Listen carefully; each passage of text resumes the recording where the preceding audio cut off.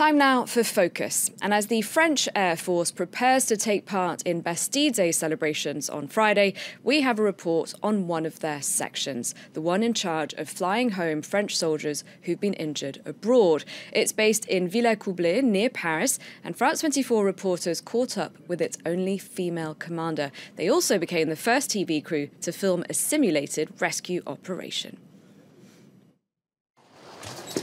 Hi, Damien. Morning, Commander. I'm listening. Takeoff is at 6 a.m. for Niamey in Niger.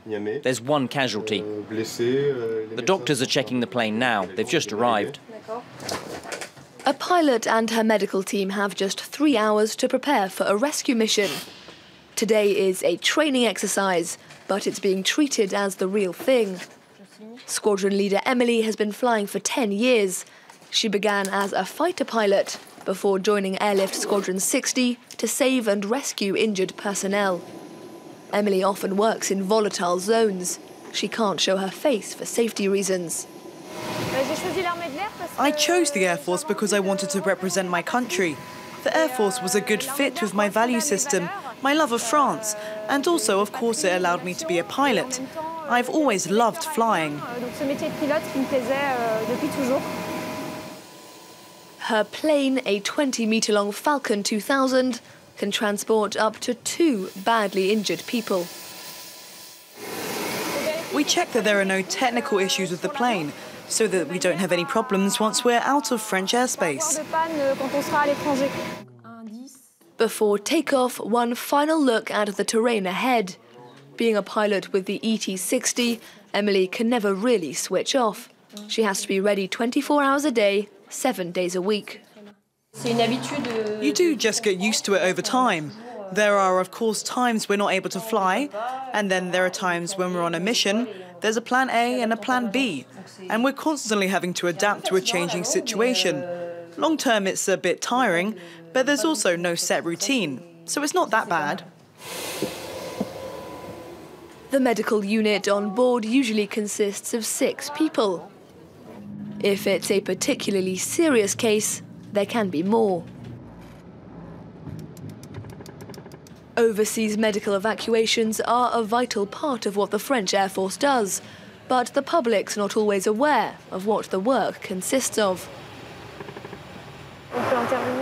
We go wherever we're needed. It could be a boat in some port, it could be somewhere where our forces are engaged in combat. It can be anywhere.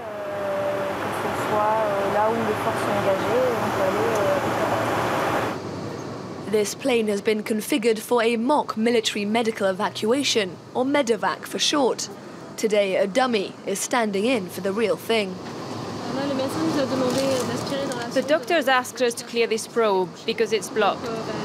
We'll get some air flowing so that the patient can breathe normally. Lying down and strapped in, the patient's almost as stable as they would be on a hospital bed.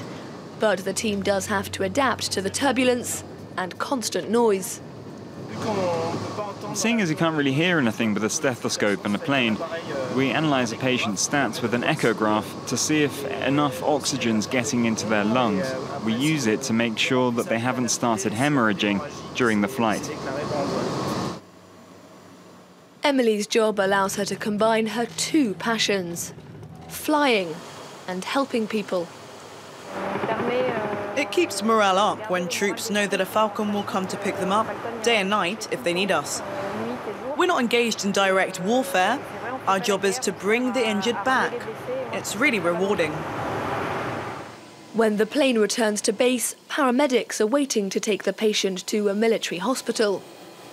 Since the start of 2017, ET-60 pilots have carried out around 2 evacuations a week, with that number rising during spikes in French military missions overseas.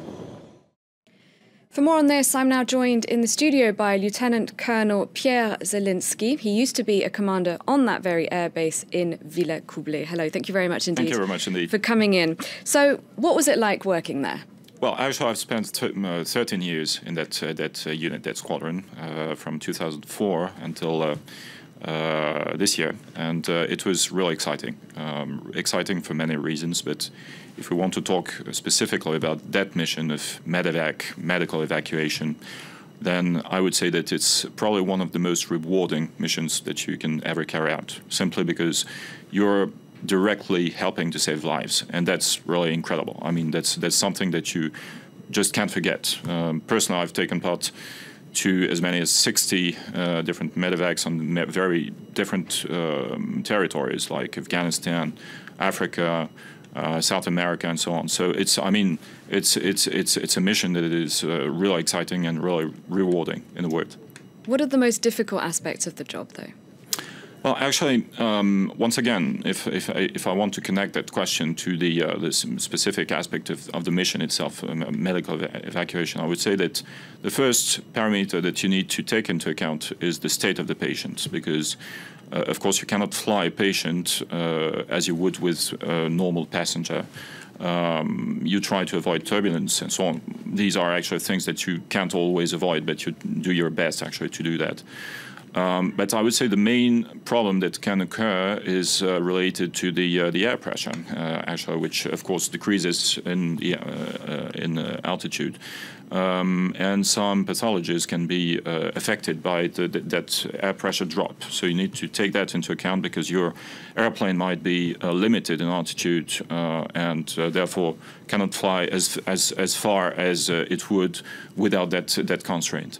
So that's something that we need to take into account. But you also need to take into account some other parameters related to, for example, diplomatic clearances, related to overfly some countries and so on.